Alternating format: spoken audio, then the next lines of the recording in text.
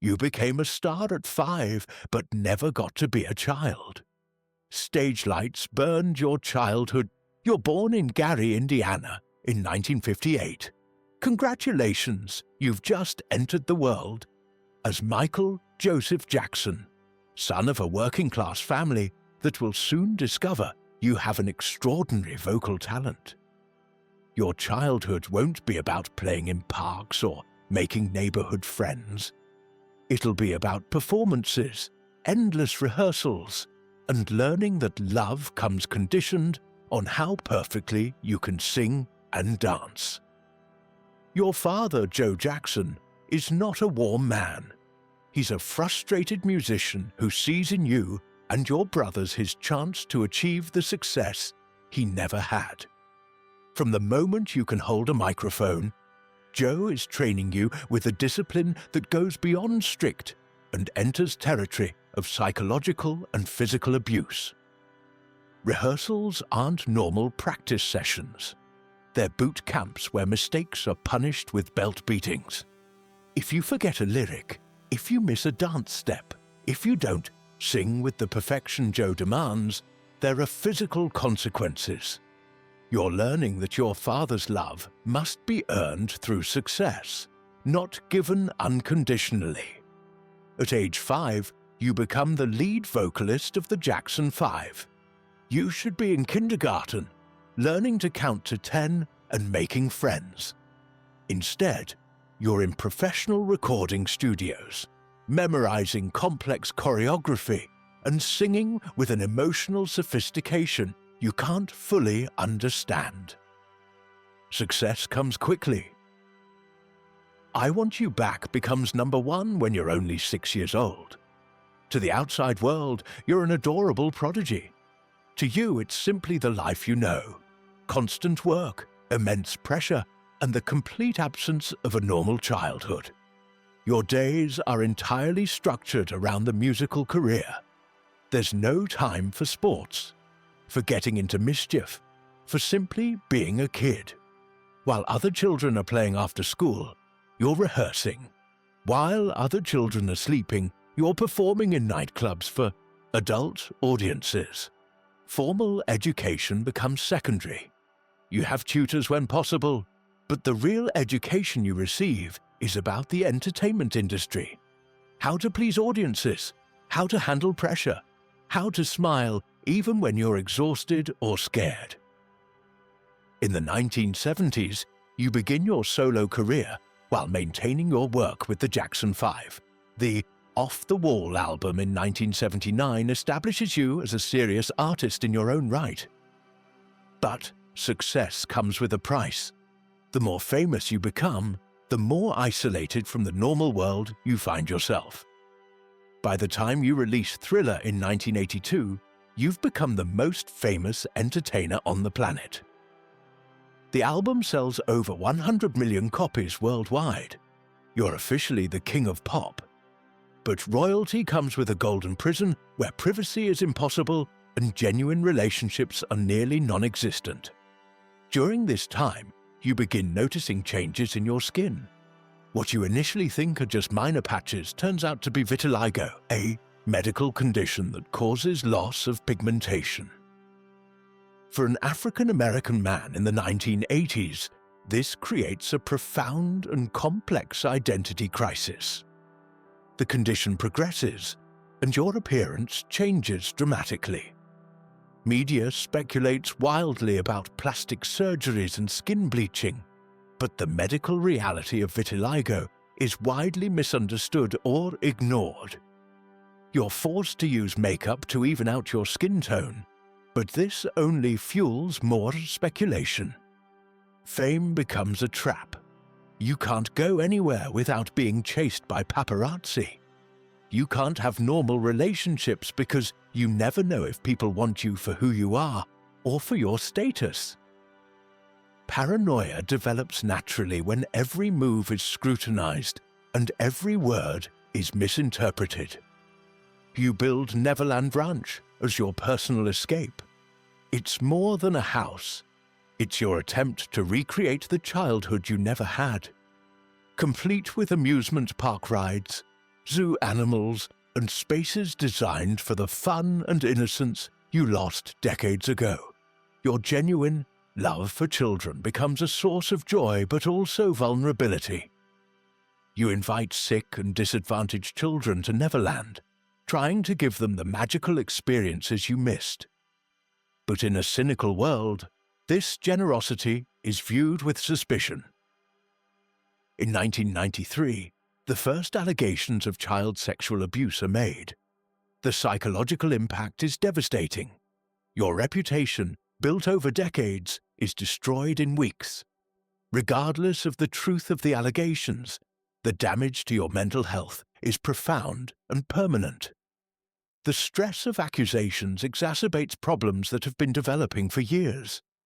You begin relying increasingly on prescription medications to deal with anxiety, depression, and chronic pain from multiple surgeries. What begins as medical treatment becomes dependency. Plastic surgeries become compulsive. Each procedure is an attempt to gain control over an appearance that feels foreign due to vitiligo. But each surgery brings new complications and more dependence on pain, medications. In 2005, you face a full criminal trial on new allegations. You're acquitted of all charges, but the legal process consumes years of your life and millions of dollars. The stress almost breaks you completely, and your mental health never fully recovers. The final years of your life are marked by attempts at comeback but declining health. Your dependence on prescription drugs has progressed to dangerous levels. Chronic pain from surgeries combined with untreated mental health issues creates a perfect storm. The This Is It concert series is announced as your final comeback, but your body can no longer handle the physical demands of performing at your previous level. You're sleeping only with the help of powerful anesthetics administered by personal physicians. On June 25, 2009, your personal doctor administers propofol, a hospital anesthetic, in your home to help you sleep. It's a medically irresponsible practice that results in your death by accidental overdose. You're 50 years old. Your death sends shockwaves around the world. Millions of fans mourn the loss of the King of Pop. But the real tragedy isn't the death of a global icon. It's the death of a man who never had the chance to be simply human. Your legacy is complicated. Your music transformed popular culture and influenced countless artists. Your humanitarian work helped millions of children around the world. But your personal story is a warning about the costs of child stardom, fame without boundaries, and untreated trauma. The accusations that haunted you during life continue to generate controversy after your death. Documentaries and allegations resurface periodically, ensuring your reputation remains forever complicated.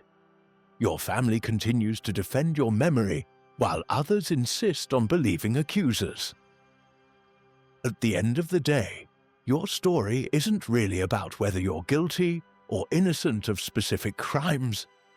It's about a child who was robbed of his childhood, trained from infancy to prioritize other people's entertainment over his own well-being, and never given the tools to cope with the psychological burden that comes with global fame.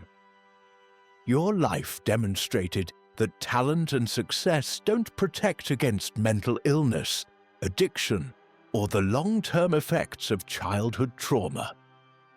Your death highlighted the dangers of a medical system that allows wealth to override responsible treatment practices. Your story continues to resonate because child stardom continues to exist. Every generation produces new, young performers who face similar pressures, similar isolation, and similar risks. Your tragic example serves as warning about what can happen when we prioritize entertainment value over child welfare. The irony of your life is profound. You spent decades trying to recapture the childhood innocence you never had. But your efforts to connect with that innocence were forever tainted by a world that couldn't understand or accept your psychological needs. Your transformation, from cute child performer to global superstar to tragic figure, demonstrates how fame can be both gift and curse. You achieved everything a performer could dream of, but success came at the cost of everything that makes life worth living: privacy, authentic relationships, and peace of mind. The prescription drugs that eventually killed you were originally meant to treat legitimate pain, but they became your escape from a reality that had become unbearable. Your death wasn't suicide in the traditional sense, but it was the inevitable result of a life where pain had become unmanageable. It sucked to be born Michael Jackson, not because of poverty or lack of opportunity, but because you were born with a talent so extraordinary that it attracted people who saw you as a commodity rather than a child. Your gift became your prison, and your attempt to share joy with the world resulted in personal tragedy. Friends, Michael Jackson's story reminds us of the importance of protecting childhood and questioning our consumption of celebrity culture. Don't forget to subscribe for more content that explores the human cost behind our entertainment. Sometimes the brightest stars burn out the fastest, leaving us to wonder what might have been if they'd been allowed to simply shine as human beings.